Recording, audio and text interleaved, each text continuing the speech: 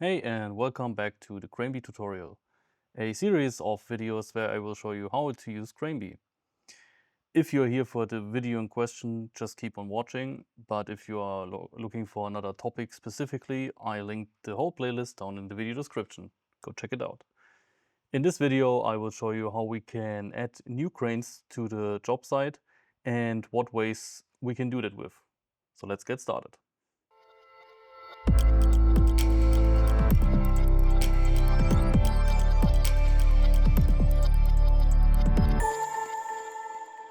We're back in our job site as we saw it before. Nothing much changed. Now it's time to do one of the most important tasks in this software, add a new crane. To do that, we go to job site and Crane Plus, and there you will see your whole crane list. Yours might be a little bit smaller usually.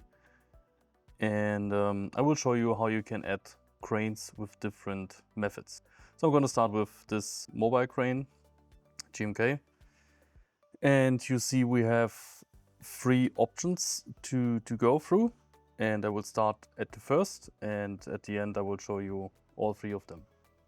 The first option you have to look for data in your crane is to put in values. For example, you know that you want to have your load at 55 meters range and it's about 10 tons gross weight. And after I put it in, I can say enter on the keyboard and it will search. It will also do the same if I click on start search in this scenario. I mean, it will come up with the same result here, right? Okay, now we are gone down to quite a lot fewer options in our case. And I can now choose, for example, that I want to see what's the current max load. So I go there and see, well, 16 tons is the maximum load that I get, but it's not quite high enough. So let's say I wanna have the load at least 50 meters. So I put in 50 again in this case and set enter. And now it shows me what else is available. It will also show all combinations here. Because I don't want to go through all of those data sets one after the other, I can go to the setup condition and say I want to have the combination of the luffing jib only. And we're still left with 253. I'm gonna go ahead and pick the one with the highest load, which is this one, or this one. Big difference in this case is just the main boom sequence. Oh, sorry, the support. So I'm gonna pick the bigger support, obviously, if I have the space. I'm gonna go click next. And the crane is in the job site. To the next crane, the crane control will be shown in another video. So I go back to job site and Crane Plus. Now I'm gonna go ahead and choose one of the crawlers. For example, this 600 ton crawler by Tadano. And now let's say we have a different perspective. So the load in this case doesn't really matter at the moment. What we do know is that we have an obstacle in front of us, and this obstacle is 30 meters wide and 20 meters high. And I know that I have a distance to the obstacle of about 10 meters, I think it was. And I want to keep a clearance around this edge of the building of about 2 meters. And I want to have the load at 65 meters. And when I now click start search, it will try to get over this edge and still provide a result with the radius of 65 meters. So we have to wait a bit.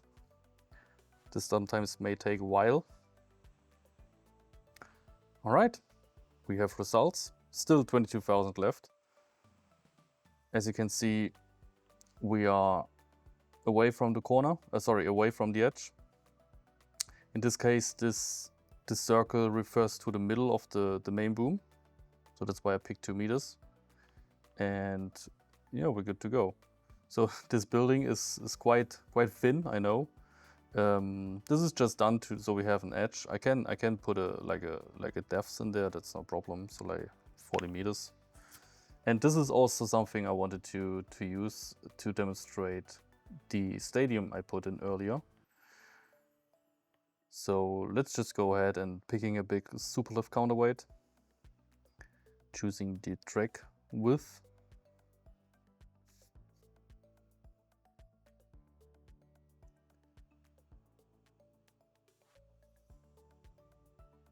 And they're both in the job site.